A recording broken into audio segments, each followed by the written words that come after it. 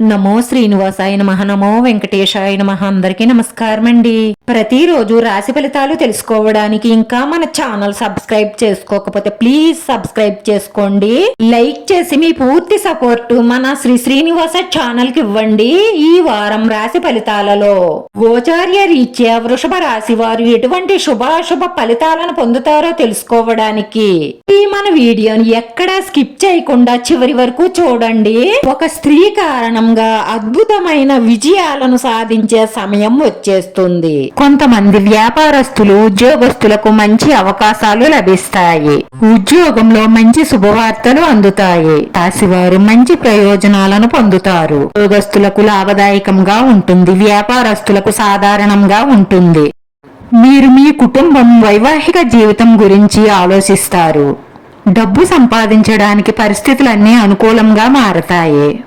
పిల్లల నుండి పూర్తి మద్దతు ఉంటుంది. ప్రేమ వ్యవహారాల్లో విజయం సాధిస్తారు. ఈ రోజు మీరు మీ జీవిత భాగస్వామితో కానీ లేదా ప్రేమ భాగస్వామితో గాని గొడవపడే అవకాశాలు ఉన్నాయి. మీరు కఠినమైన మాటలు మాట్లాడకుండా ఉండండి, లేదంటే మీ సంబంధం చెడిపోయే అవకాశాలు ఉంటాయి. అటువంటి సమయంలో ఏదైనా నిర్ణయం తీసుకునే ముందు పెద్దల సలహా తీసుకోండి. ఆరోగ్యం బాగానే ఉంటుంది, కానీ మానసిక ఒత్తిడికి గురయ్యే అవకాశాలు ఎక్కువగా కనిపిస్తున్నాయి. కొన్ని సమస్యలు మిమ్మల్ని చుట్టుముట్టే అవకాశాలు కనిపిస్తున్నాయి. మీ అభివృద్ధిని, మీ విజయాలను చూసి మీ శత్రువులు మీకు హాని చెయ్యడానికి ప్రయత్నిస్తారు. జాగ్రత్త. మీ శత్రువులు మీకంటే చురుగ్గా పనిచేసి మీకు ఇబ్బందుల్ని కలిగిస్తారు. మీరు కూడా మీ ధైర్యం, మీ తెలివితేటలతో పనిచేస్తే మీకు సానుకూల ఫలితాలు కనిపిస్తాయి. ఈ రోజు మీ ఇంట్లో ఎవరో ఒకరికి ప్రాణగండం ఉంది కాబట్టి మీరు ప్రమాదాల నుంచి దూరంగా ఉండడం మంచిది. అంటే వాహనం నడిపేటప్పుడు, ఎలక్ట్రానిక్ వస్తువులు వాడేటప్పుడు పిల్లలు మాత్రం కాలువల దగ్గరకు, చెరువుల దగ్గరకు వెళ్లకుండా చూడండి.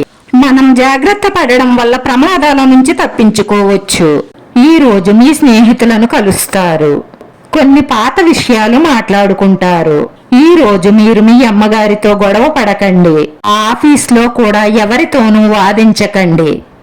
అదే పెద్ద సమస్యగా మారే అవకాశాలు ఉంటాయి. మీ ప్రయత్న లోపం లేకుండా ప్రయత్నిస్తూనే ఉండండి. విజయం మీ దగ్గరకు వచ్చే సమయం వచ్చేసింది.